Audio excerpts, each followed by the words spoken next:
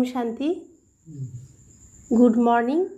आज 28 अक्टोबर 2025 प्रातमुरली ओम शांति बाप दादा मधुबन। बाप दादा बोलছেন মিঠে মিঠে बच्चे এই সঙ্গম যুগে সেবা করে তোমাদেরকে গায়নযোগ্য হতে হবে। এরপর ভবিষ্যতে পুরুষোত্তম হলে তোমরা পূজনীয় হয়ে যাবে। আজকের মূল্যের প্রশ্ন, কোন রোগের সমূলে বিনাশ হলেই বাবার হৃদয়ে বসতে পারবে? উত্তর, দেহ অভিমানের রোগ। এই দেহ অভিমান থাকার জন্যই অন্যান্য সকল বিকারগুলির উৎপত্তি মহারোগী বানিয়ে দিয়েছে। এই দেহ অভিমান সমাপ্ত হলেই বাবার অন্তরে জায়গা পাবে। দ্বিতীয়ত, অন্তরে স্থান পাওয়ার জন্য বুদ্ধিকে সুবিশাল বানাও, জ্ঞান চিতার উপর বসো, আধ্যাত্মিক সেবাতে লেগে যাও এবং জ্ঞান শোনানোর সঙ্গে সঙ্গে বাবাকে ভালো করে স্মরণ করো। আজকের মুরলির প্রথমে গীত বেজেছে, জাগরে স্বজনীরা জাগো। ওম শান্তি। মিষ্টি মিষ্টি আত্মিক বাচ্চারা গান শুনল। আত্মিক পিতা এই পুরানো তরের দ্বারা কথা বলেন। বাবা বলেন, আমাকে পুরাতন শরীরে এবং পুরাতন রাজধানীতে আসতে হয়েছে। এটা এখন রাবণের রাজধানী। শরীরটাও পরের, কারণ এই শরীরে তো আগে থেকেই আত্মা ছিল। আমি পরের শরীরে এসে প্রবেশ করি। নিজের শরীর হলে তো সেই শরীরের একটা নাম থাকতো, কিন্তু আমার নাম কখনোই পাল্টায় না। আমাকে এর পরেও শিব বাবা বলা হয়। ব্রহ্মাতনে আসার পরেও শিব বাবাকে শিব বাবাই বলা হয়।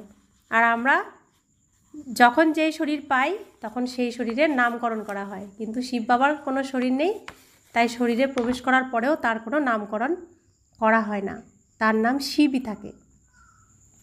এই রহস্যগুলোই তো আমাদের বুঝতে হবে এবং বোঝাতে হবে। বাচ্চারা প্রতিদিনই গান শোনে। নতুন যুগ বা সত্যযুগ আসছে। এক্ষেত্রে কাকে জাগাতে হবে? আত্মাদেরকে, কারণ আত্মারাই ঘোর অন্ধকারে নিমজ্জিত রয়েছে, কিছুই বোঝে না, নিজের বাবাকেই চেনে না। এখন বাবা সবাইকে জাগাতে এসেছেন।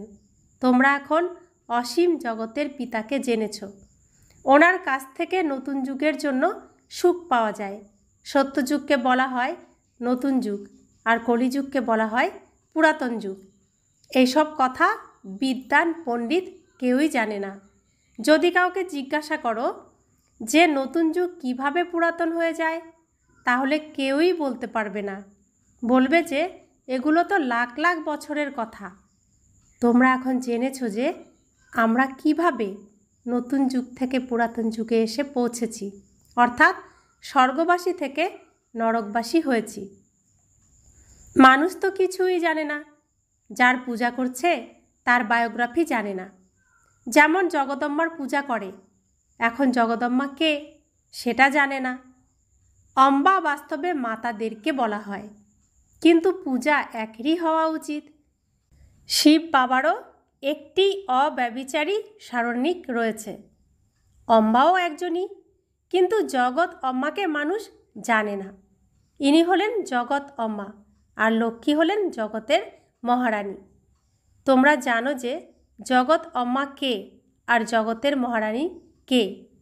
এসব কথা কারোরই জানা সম্ভব নয়। তো মাম্মা এখন জগৎ আম্মা, তিনি আবার সত্যযুগে যাবেন, তিনি মহারানী হবেন, লক্ষ্মী হবেন। লক্ষ্মীকে দেবী আর অম্বাকে ব্রাহ্মণী বলা হবে। ব্রাহ্মণ সঙ্গম যুগেই হয়ে থাকে। এই সঙ্গম যুগকে কেউই জানে না। প্রজাপিতা ব্রহ্মার দ্বারা নতুন পুরুষোত্তম সৃষ্টি রচিত হয়ে থাকে। পুরুষোত্তম তোমরা ওখানে সত্যযুগে দেখতে পাবে। তো যারা উত্তম পুরুষ হবে, সব আত্মাদের মধ্যে উত্তম, তারাই সত্যযুগকে দেখতে পাবে। এই সময় তোমরা ব্রাহ্মণরা হলে গায়নযোগ্য।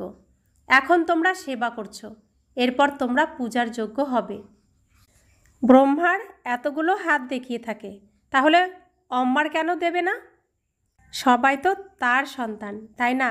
মা বাবাই তো প্রজাপিতা হবেন, বাচ্চাদেরকে তো প্রজাপিতা বলা হবে না। লক্ষ্মীনারায়ণকে কখনো সত্যযুগে জগৎ পিতা জগৎ মাতা বলা হবে না। প্রজাপিতা নামই বিখ্যাত। জগৎ পিতা আর জগৎ মাতা একই, বাকিরা হলো তাদের সন্তান। আজমেরে প্রজাপিতা ব্রহ্মার মন্দিরে গেলে বলবে বাবা, কেননা তিনি তো প্রজাপিতা। সসীম জগতের পিতারা সন্তানের জন্ম দেয়। তো বাবা বলছেন আজমেরে যাবে, প্রজাপিতা ব্রহ্মার মন্দিরে গেলে বলবে যে বাবা, কারণ তিনি হলেন প্রজাপিতা। সসীম জগতের পিতারা সন্তানের জন্ম দেয়, তাহলে তাদের বলা হবে সসীম জগতের পিতা। তো লৌকিক জগতের পিতারা সন্তানের জন্ম দেয়, তাই তাদেরকে সসীম জগতের পিতা বলা হবে। ইনি হলেন অসীম জগতের পিতা। শিব বাবা তো সব আত্মাদের অসীম জগতের পিতা। এই কন্ট্রাস্ট বাচ্চারা তোমাদের লিখতে হবে। জগৎ অম্মা সরস্বতী একই, জগৎ অম্মা সরস্বতী একজনই। কত কত নাম রেখে দিয়েছে, দুর্গা, কালী ইত্যাদি। তোমরা সবাই হলে অম্মা আর বাবার সন্তান, এরা হলো রচনা। প্রজাপিতা ব্রহ্মার কন্যা হলো সরস্বতী, তাকেই অম্মা বলা হয়। বাকিরা হলো পুত্র আর কন্যা, সবাই হলো অ্যাডপ্টেড। এত এত বাচ্চা না হলে কোথা থেকে আসতে পারে? এরা সবাই হলো মুখ বংশাবলী। মুখের দ্বারা স্ত্রীকে ক্রিয়েট করেছেন, তো রচনা হয়ে গেল। তিনি বলেন এরা সবাই হলো আমার, আমি এনার দ্বারা বাচ্চাদের জন্ম দিয়েছি। এ সবই হলো অ্যাডপশন। তখন এরা হয়ে গেল ঈশ্বরীয় মুখ দ্বারা রচিত। আত্মাই তো অবশ্যই, প্রত্যেকেই তো আত্মা অবশ্যই, তাকে অ্যাডপ্ট করতে হয় না। বাবা বলেন তোমরা সর্বদা হলে আমার সন্তান। এরপর আমি এসে প্রজাপিতা ব্রহ্মার দ্বারা বাচ্চাদেরকে অ্যাডপ্ট করি। বাচ্চাদেরকে, আত্মাদেরকে অ্যাডপ্ট করি না, পুত্র আর কন্যাদেরকে করে থাকি। অর্থাৎ শরীরগুলোকে অ্যাডপ্ট করে থাকেন, আত্মাগুলোকে অ্যাডপ্ট করতে হয় না। ও খুবই সূক্ষ্ম, বোঝার মতো বিষয়। তা আমাদের শরীর আছে, শরীরগুলোকে তিনি দত্তক নিচ্ছেন, শরীরগুলোকে পরিষ্কার করার জন্য, চেঞ্জ করার জন্য, আসরিক শরীরকে দৈবী শরীর বানানোর জন্য। এগুলো অতি সূক্ষ্ম কথা, বোঝার মতন। এই কথাগুলিকে বুঝতে পারলে তোমরা লক্ষ্মীনারায়ণ হয়ে যাও। কিভাবে হবে এটা এখন আমরা বুঝতে পারি। এমন কি কর্ম তারা করেছিলেন যে এরা বিশ্বের মালিক হলেন? তোমরা প্রদর্শনী ইত্যাদিতে এসব কথা জিজ্ঞাসা করতে পারো। তোমরা জানো যে এরা স্বর্গের রাজধানী কিভাবে নিয়েছিলেন। তোমাদের মধ্যেও সবাই যথার্থভাবে এসব কথা বোঝাতে পারে না। যার মধ্যে দৈবীগুণ থাকবে, এই আধ্যাত্মিক সার্ভিসে লেগে থাকবে, সেই বোঝাতে পারবে। বাকিরা তো মায়ার অসুখে ফেঁসে থাকবে। অনেক প্রকারের রোগ রয়েছে, দেহ অভিমানের রোগও রয়েছে। এই বিকারগুলোই তোমাদেরকে রোগী বানিয়েছে। তো প্রজাপিতা ব্রহ্মাকুমারী ঈশ্বরীয় বিশ্ববিদ্যালয়ে আসলেই যে সবাই দেবী হয়ে গেল আর সবাই বোঝাতে পারবে, তা তো হলো না। যারা প্রকৃত ব্রহ্মচারী, ব্রহ্মাকুমারী, দৈবীগুণে পরিপূর্ণ, তারাই বোঝাতে পারবে। আর বাকিরা মায়ার অসুখে একদম রোগী। বাবা বলেন তোমাদেরকে পবিত্র দেবতা বানাই। তোমরা সর্বগুণ সম্পন্ন পবিত্র ছিলে, এখন পতিত হয়ে গেছ। অসীম জগতের বাবাই কথা বলবেন, এতে নিন্দার কিছু নেই। এ হলো বোঝার বিষয়। ভারতবাসীদেরকে অসীম জগতের পিতা বলেন। আমি ভারতেই আসি। ভারতের মহিমা হলো অপরম অপার। এখানে এসে নরককে স্বর্গ বানাই, সবাইকে শান্তি দিই। তো তিনি হলেন শান্তির দেশের মালিক, শান্তির সাগর। এই পৃথিবীতে এসে তিনি শান্তিই দেন। যার মধ্যে যা আছে তিনি তো তাই দেবেন। তো বাবার মধ্যে শান্তি আছে, প্রথমে তিনি এসে শান্তি দেন। তিনি শান্তির সাগর, তাই বলা হয় এমন বাবার মহিমা হলো অপরম অপার। এই দুনিয়াতে এখন সবাই দুঃখ, কষ্ট, অশান্তিতে জ্বলে পুড়ে শেষ হয়ে যাচ্ছে। এই প্রত্যেক অশান্ত আত্মাকে তিনি এসেই শান্তি দিচ্ছেন। কোনো পারাবার নেই। জগৎ অম্মা আর ওনার মহিমাও কেউ জানে না। সেই কন্ট্রাস্ট তোমরা অন্যদেরকে বলতে পারো। ওটা হলো জগৎ অম্মার বায়োগ্রাফি, আর এটা হলো লক্ষ্মীর। এই জগৎ অম্মাই তারপর লক্ষ্মী হন। তারপর লক্ষ্মী তথা 84 জন্মের পরে জগৎ অম্মা হবেন। উভয়ের চিত্র আলাদা আলাদা রাখতে হবে। দেখানো হয় লক্ষ্মী কলস পেল, তারপর লক্ষ্মী কিভাবে সঙ্গমে এলো, তিনি তো সত্যযুগের। এসব কথা বাবা বুঝিয়ে থাকেন। চিত্র বানানোর সময় যে বিষয়ের চিত্র তার উপরে বিচারসাগর মন্থন করা উচিত, তখন বোঝা সহজ হবে। এতখানি বিশাল বুদ্ধি চাই, তবেই বাবার হৃদয়ে বসতে পারবে। যখন বাবাকে খুব ভালোভাবে স্মরণ করবে, জ্ঞান চিতাতে বসবে, তখনই হৃদয়ে বসতে পারবে।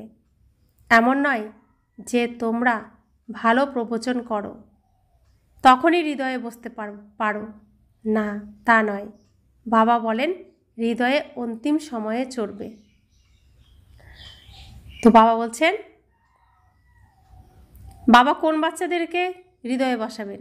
যে বাচ্চারা ভালোভাবে বাবাকে স্মরণ করে, নিজেকে জ্ঞান চিতাতে বসায়, তখন বাবা তাকে হৃদয়ে বসতে দেন, তার আগে তিনি বসতে দেন না। বাবা বলেন নম্বর অনুযায়ী, পুরুষার্থ অনুসারে যখন দেহ অভিমান সমাপ্ত হয়ে যাবে, তখন তোমাদেরকে আমার হৃদয়ে বসতে দেব। কারণ তার শরীর নেই, আর আমরা শরীর নিয়ে বসে আছি, শরীরে নোংরা। আর তার কোলে বসতে গেলে আত্মা হতে হবে, হালকা হতে হবে, আর সম্পূর্ণ পবিত্র হতে হবে, তবেই তার হৃদয়ে বসতে পারব। বাবা বোঝান ব্রহ্মজ্ঞানী ব্রহ্মতে লীন হয়ে যাওয়ার পরিশ্রম করে, কিন্তু কেউই তাতে লীন হতে পারে না, সম্ভব নয়। বাকি পরিশ্রম করে উত্তম পদ প্রাপ্ত করে। এমন এমন মহাত্মা হয়ে ওঠেন এক একজন, যে তাদেরকে প্ল্যাটিনিয়ামের সাথে ওজন করে থাকে। ব্রহ্মতে লীন হওয়ার পরিশ্রম করেন যে, সেজন্য তাদেরকে প্ল্যাটিনামের সাথে ওজন করে ভগবানের সামনে দেওয়া হয়। তো পরিশ্রমের ফল তো অন্তত পাওয়া যায়, বাকি মুক্তি, জীবন মুক্তি প্রাপ্ত হতে পারে না। বাচ্চারা, তোমরা জানো এই পুরানো দুনিয়া এখন শেষ হলো কি হলো? এত এত বম বানিয়েছে, রেখে দেওয়ার জন্য কি বানিয়েছে থোড়াই? তোমরা জানো পুরানো দুনিয়ার বিনাশের জন্য এই বমগুলি কাজে আসবে। অনেক প্রকারের বম রয়েছে। বাবা জ্ঞান আর যোগ শেখান, তার দ্বারা এরপর রাজেশ্বর মুকুটধারী দেবী দেবতা হতে হবে। কোন সেই উঁচু পদ? ব্রাহ্মণ, শিখি, টিকি হলো ওপরে। তো ব্রাহ্মণের টিকি উপরে কেন রাখে? কোন সেই উঁচু পদ? স্মৃতি হলো সবার উপরে। এখন বাচ্চারা, তোমাদেরকে পতিত থেকে পবিত্র বানাতে বাবা এসেছেন। এরপর তোমরাও পতিত পাবনী হয়ে যাও। এই নেশা তোমাদের রয়েছে? আমরা সবাইকে পবিত্র বানিয়ে রাজেশ্বর বানাচ্ছি। নেশা যদি থাকে তবে তোমরা খুশিতে আছো। নিজের মনকে জিজ্ঞাসা করো, আমরা কতজনকে বাবা সম বানিয়েছি? প্রজাপিতা ব্রহ্মা আর জগৎ আম্মা দুজনেই একরকম। ব্রাহ্মণদের রচনা রচিত করেন। শূদ্র থেকে ব্রাহ্মণ হওয়ার যুক্তি বাবাই বলে দেন। কোনো শাস্ত্রে এসব নেই। এটা হলো গীতার যুগ। মহাভারতের যুদ্ধ অবশ্যই হয়েছিল। রাজযোগ কি কেবল একজনকেই শিখিয়েছিলেন? মানুষের বুদ্ধিতে কেবল অর্জুন আর কৃষ্ণই রয়েছে। এখানে তো অনেকে পড়ে, রাজযোগ শেখে। তো যেমন ভাতের হাঁড়িতে একটা ভাত টিপেই তো বোঝা যায় যে ভাত হয়েছে কিনা। তো এই পৃথিবীরূপী ঘটের মধ্যে পৃথিবীরূপী হাঁড়ির মধ্যে এত এত মানুষ, প্রত্যেকের মধ্যে একজনকে তুলে ধরেছে। একজন হলো কে? শ্রীকৃষ্ণ। আর তিনি অর্জুনকে শুনিয়েছেন, এটুকুই দিয়ে বোঝানো হয়েছে। কিন্তু এটা প্রত্যেক মানুষের জন্য, প্রত্যেক আত্মার জন্য। তো সেজন্য বাবা বলছেন এখানে তো অনেকে পড়ে, একজন কি আর শুধু পড়ে? এত উচ্চ জ্ঞান শুধু কি একজনের জন্য? একজনের জন্য নয়, একজনের মাধ্যমে বোঝানো হয়েছে। বাবা বলেন তোমরা এখন বসে আছো, তোমাদেরকেও আমি অল্প আল্লাহ বে বাদশাহী পড়াচ্ছি। অল্প আর বের কথা পড়াচ্ছেন তিনি ভগবান ঈশ্বর, আর তার বানানো যে স্থান, বেহেস্ত, হেভেন, স্বর্গ, সেই বিষয়ে তিনি পড়াচ্ছেন। অল্প আর বে, এটাই হলো অবিনাশী উত্তরাধিকার। বাবা বলেন, আমি কে? আমিকে স্মরণ করো, তো বিশ্বের মালিক হয়ে যাবে।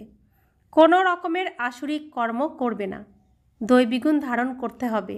দেখতে হবে আমাদের মধ্যে কোনো অবগুণ নেই তো। আমি তো নির্গুণ, কোনো গুণ নেই আমার। এখন নির্গুণ আশ্রমও রয়েছে, কিন্তু মানুষ কোনো অর্থই জানে না। তো বলছে এখন আমি তো গুণ ভরে দিচ্ছি, গুণ ভরো, দৈবিগুণ ভরো।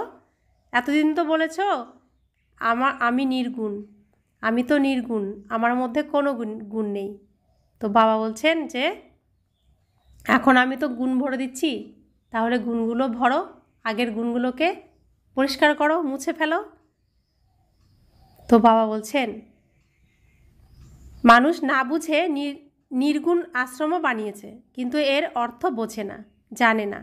নির্গুণ মানে আমার মধ্যে কোনো গুণই নেই। এখন গুণবান বানানো তো বাবারই কাজ।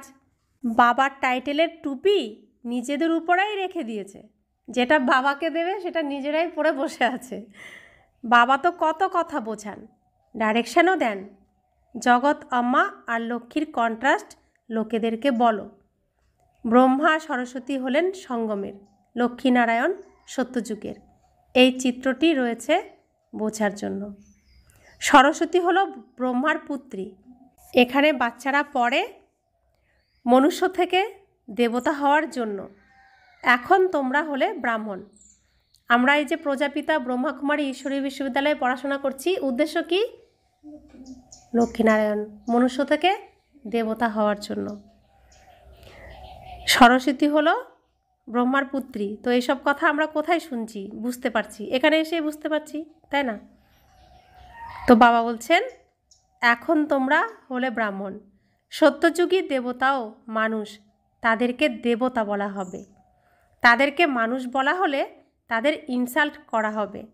সেজন্য দেবী দেবতা বা ভগবান ভগবতী বলে দেয়।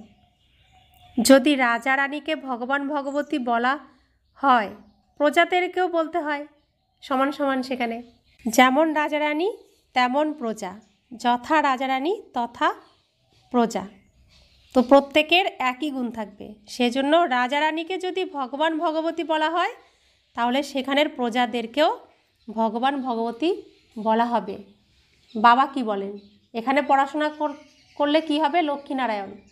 আর লক্ষ্মীনারায়ণ মানে ভগবান ভগবতী। আর যে সত্যযুগে যাবে সেই ভগবান ভগবতী। তো বাবা বলছেন সেই জন্য দেবী দেবতা বলা হয়। ত্রিমূর্তির চিত্রও রয়েছে। সত্যযুগে এত কম মানুষ, কলিযুগে এত এত মানুষ, সেটাকে কিভাবে বোঝাবে? তার জন্য গোলাও সৃষ্টির চক্রের চিত্র অবশ্যই চাই। প্রদর্শনীতে এত এত মানুষকে ডাকা হয়, কাস্টম কালেক্টরকে তো কেউ কখনো নিমন্ত্রণ দেয়নি। তো এরকম চিন্তাভাবনা করতে হয়, এতে অনেক বিশাল বুদ্ধির প্রয়োজন। বাবার তো রিগার্ড রাখা উচিত, বাবার সম্মান রাখা উচিত, যা বলছেন শোনা উচিত। কালকে কি বলেছেন? যা বলবো হাজি বলে করতে হবে, যে করবে সে মহাবীর, তাই তো বলেছেন না? হুসেনের ঘোড়াকে কত সুন্দর সাজানো হয়ে থাকে,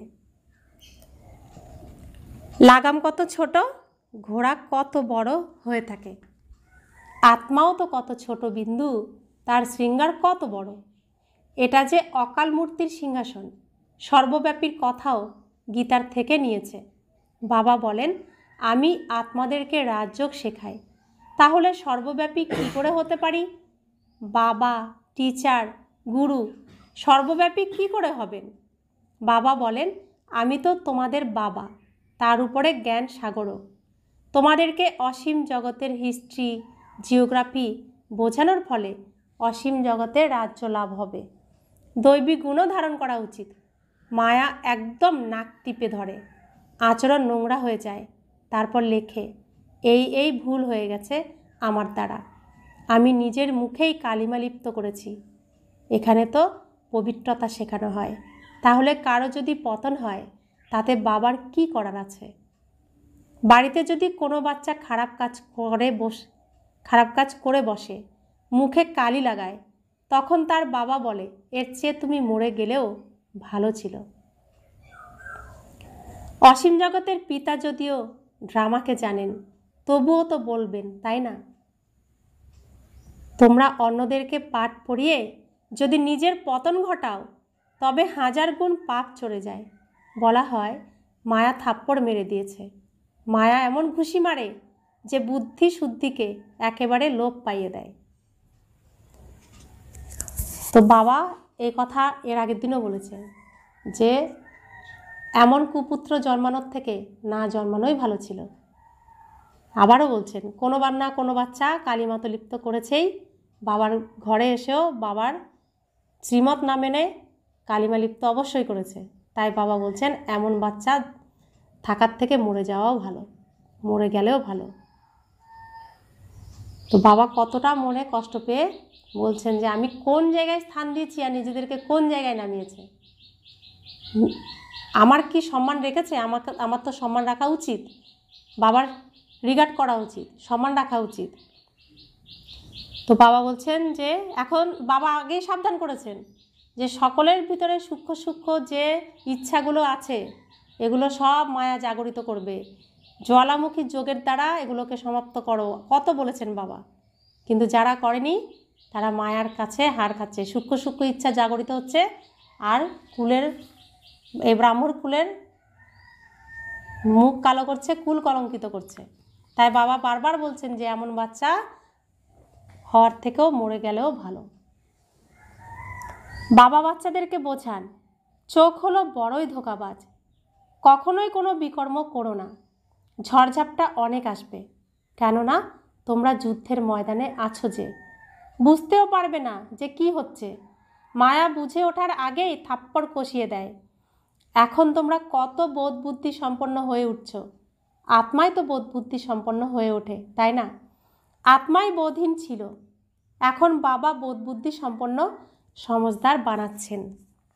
মানুষ অনেক বেশি দেহ অভিমানে রয়েছে, বোঝেই না যে আমরা হলাম আত্মা। বাবা আমাদের অর্থাৎ আত্মাদেরকে পড়াচ্ছেন, আমরা আত্মারা এই কান দিয়ে শুনছি। এখন বাবা বলছেন কোনো প্রকারেরই বিকারের কথা এই কান দিয়ে শুনবে না। বাবা তোমাদেরকে বিশ্বের মালিক বানাচ্ছেন, তোমাদের লক্ষ্য অনেক বড়। মৃত্যু যখন নিকটে আসবে তখন তোমাদের ভয় হবে। মৃত্যু পথযাত্রী মানুষকেও তো বলা হয় ভগবান স্মরণ করতে। তো কেউ মৃত্যু পথযাত্রী, সবাই যখন জানে যে এর এখন মৃত্যু হবে, তখন তাকে বলে ভগবানকে স্মরণ করো, কিংবা নিজের গুরু আদিকে স্মরণ করতে বলে, দেহধারীকে স্মরণ করতে শেখায়। বাবা তো বলেন মা মেকম স্মরণ করো। এটা বাচ্চারা তোমাদের বুদ্ধিতে রয়েছে, শুধু আমরা বুঝি কাকে স্মরণ করতে হবে প্রকৃত, বাকিরা সবাই দেহকে স্মরণ করায়। আর আমরা কি শিখেছি? কাকে স্মরণ করতে হবে আমাদের? নিরাকার পরম পিতা পরম আত্মাকে আমি আত্মা, আমি নিরাকার আত্মা স্মরণ করব। এটা শুধুমাত্র আমরা বাচ্চারা যারা নিজেকে আত্মা ভাবি, পরম পিতা পরমাত্মাকে পিতা ভাবি, শুধু এই বাচ্চারাই জানে, এই বাচ্চাদের বুদ্ধিতেই রয়েছে।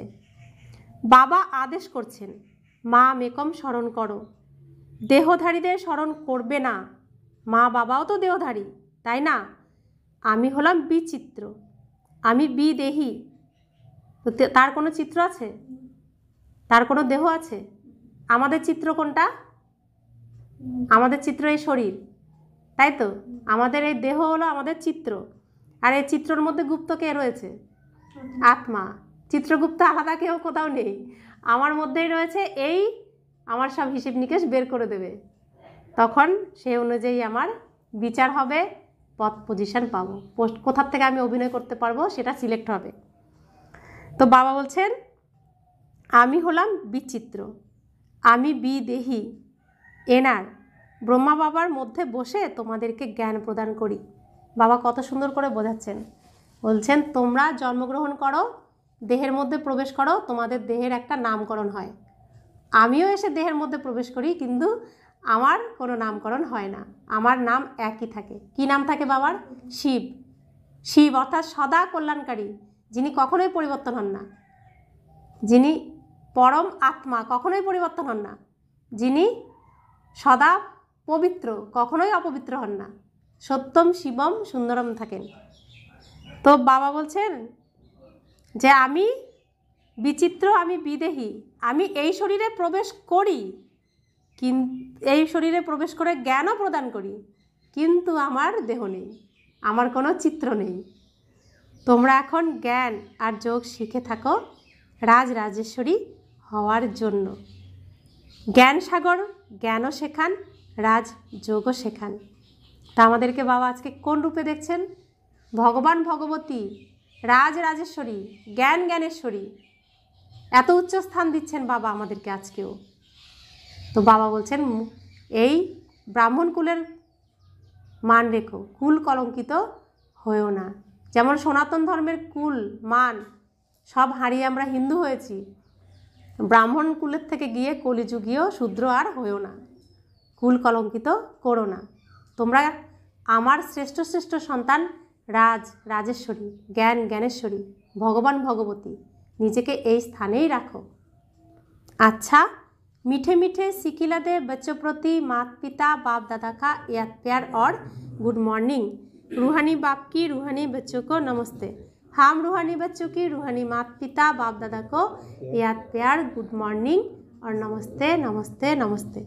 शुक्रिया बाबा, शुक्रिया बाबा, शुक्रिया। मूल्य सार कथा धारणार जन्य मुख्य सार। प्रथम धारणा, बोध बुद्धि सम्पन्न हुए झड़ तुफाने कखनो हार मानबे ना। बोध बुद्धि सम्पन्न हुए थाकते बोलছেন, बोध बुद्धि जेन लोप ना पाए। झड़ तुफान आसबे किन्तु हार मानबे ना। चोख धोखा देय सेजন্য নিজেকে নিজে ঠিক রাখবে। কোনো রকমের বিকারী কথাবার্তা এই কান দিয়ে শুনবে না। দ্বিতীয় ধারণা, নিজের মনকে জিজ্ঞাসা করো যে আমরা কতজনকে নিজ সম বানিয়েছি, কতজনকে নিজ সম বানাচ্ছি। মাস্টার পতিত পাবনী হয়ে সকলকে পবিত্র রাজরাজেশ্বর বানানোর সেবা করছি। আমাদের মধ্যে কোনো অবগুণ নেই তো? দৈবিগুণ কতখানি ধারণ করেছি। এটা চার্ট, নিজের জন্য নিজের চার্ট তৈরি করো যে আমি নিজের সমান কতজনকে বানিয়েছি। আমি মাস্টার পতিত পাবনী হয়ে কতজনকে পবিত্র বানানোর, রাজরাজেশ্বরী বানানোর সেবা করছি। আমাদের মধ্যে কোনো অবগুণ আছে কি না? দৈবিগুণ কতখানি আমার মধ্যে, আমার ভেতরে দেবী দেবতা, দেবী বা দেবতা কত বড় হয়েছে, অসুর কি সম্পূর্ণ বিনাশ হয়েছে, এগুলো চেক করো। আজকের মূল্যের বরদান, প্রতিটি সংকল্প বা কর্মকে শ্রেষ্ঠ আর সফল বানানো জ্ঞান স্বরূপ বোঝদার ভব। যারা জ্ঞান স্বরূপ বুঝদার হয়ে যে কোনো সংকল্প বা কর্ম করে তারা সফলতার মূর্তি হয়। এই স্মরণিক ভক্তিমার্গে কাজ শুরু করার সময় স্বস্তিকা চিহ্ন অঙ্কন করে বা গণেশকে নমস্কার করে। এই স্বস্তিকা হলো স্বস্থিতিতে স্থিত হওয়ার, আর গণেশ হলো নলেজফুল স্থিতির সূচক। তোমরা বাচ্চারা যখন নিজে নলেজফুল হয়ে প্রত্যেক সংকল্প বা কর্ম করো তখন সহজেই সফলতার অনুভব হয়। তো বাবা বলছেন আমরা যে সফলতার মূর্তি হই, আমরা যে সংকল্প করি বা কর্ম করি এর স্মরণিক হিসেবে ভক্তিমার্গে স্বস্তিকা চিহ্ন এবং গণেশকে রাখা হয়। যে কোনো শুভ কাজ শুরু করতে, হালকাতা করতে গণেশকে আর স্বস্তিকা চিহ্নকে দিয়েই বছরের প্রথমে শুরু হয়। এটা হচ্ছে আমাদের এই শুভ সংকল্প আর শুভ কর্মের সফলতার যারা মন্ত্রী তাদের স্মরণিক হিসেবে। স্লোগান, ব্রাহ্মণ জীবনের বিশেষত্ব হলো খুশি, সেজন্য খুশির দান করতে থাকো। তো একে অপরকে সম্মান দেওয়া, একে অপরকে প্রত্যেকের আত্মিক স্বরূপে দেখা, ভাই ভাই দৃষ্টিতে দেখা, পরমাত্মার সন্তান হিসেবে দেখা, এটাই হলো আমাদের স্বধর্ম। কাউকে অপমান করা নয়, কাউকে ছোট করা নয়, এগুলো হচ্ছে অসুরের ধর্ম। তাই বাবা বলছেন এখানে জন্মেছ, দেহবোধ থেকে তুমি মুক্ত হয়েছ, তুমি আত্মা, আত্মা মানেই খুশি, আর তুমি আত্মা, অপরকে খুশির দান দাও। যে করবে সে হচ্ছে দেবতা, যে করবে না সে হচ্ছে শূদ্র। অব্যক্ত ইশারা স্বয়ং আর সকলের প্রতি মনসার দ্বারা যোগের শক্তিগুলির প্রয়োগ করো। যেরকম কোনো সায়েন্সের সাধনকে ইউজ করার আগে চেক করবে যে লাইট আছে কি নেই, এরকম যখন যোগের শক্তিগুলির গুণের প্রয়োগ করো তখন প্রথমে এটা চেক করো যে মূল আধার আত্মিক শক্তি, পরমাত্মা শক্তি বা লাইট স্থিতি, হালকা স্থিতি আছে। যদি স্থিতি আর স্বরূপ ডবল লাইট থাকে তাহলে প্রয়োগের সফলতা খুব সহজেই পেতে পারবে। যারা বাবার ঘরে এখনও আসেনি, আসার জন্য প্রস্তুত, আমাদের পরিপক্কতা বা আমাদের স্থিতি ঠিক না হওয়ার জন্য তারা আসতে পারছে না, আমাদেরকে বিশ্বাস করেও করতে পারছে না, তো তাদেরকে বিশ্বাসযোগ্য করার জন্য বাবা কি বললেন, যোগের শক্তি, গুণের শক্তি আমাদের মধ্যে যেগুলো আছে সেগুলোকে সঠিকভাবে প্রয়োগ করে আমাদের স্থিতি, কী স্থিতি, আমি আত্মা, আত্মিক স্থিতি, আত্মাও লাইট, পরমাত্মার শক্তি স্থিতি, যে শক্তি প্রাপ্ত করেছি সেটাও লাইট, আর আমি আত্মা সম্পূর্ণ হালকা লাইট। তো এই স্থিতি থাকলে তাহলে ডবল লাইট, আমি আত্মা লাইট, পরমাত্মা শক্তিও লাইট, তো ডবল লাইট হলাম। তো আমি লাইট আর মাইট দুটো একসাথে হলাম। তো একসাথে যখন আমি কোনো সংকল্প করব, যখন কোনো কার্য করব, তখন সেটা সহজেই সফল হবে, সহজেই সেটা সফলতা প্রাপ্ত করবে। আর আমাদেরকে এখন সবাইকে মুক্ত করে আনতে হবে। আমরা মুক্তিদাতা, তাই তো আমরা প্রত্যেকে তো সিলেক্টেড মুক্ত করার জন্য, আমরা মুক্তিদাতা আত্মা। তা আমাদের এই লাইট আর মাইটের শক্তিকে ইউজ করতে হবে, এই স্থিতিতে নিজেকে রাখতে হবে। ওম শান্তি।